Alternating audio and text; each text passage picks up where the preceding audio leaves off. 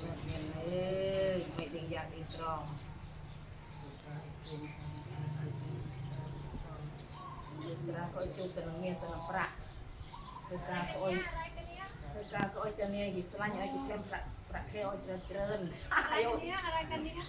เต้นถึงมือติดอ้อยตาอยู่120 ปีนะ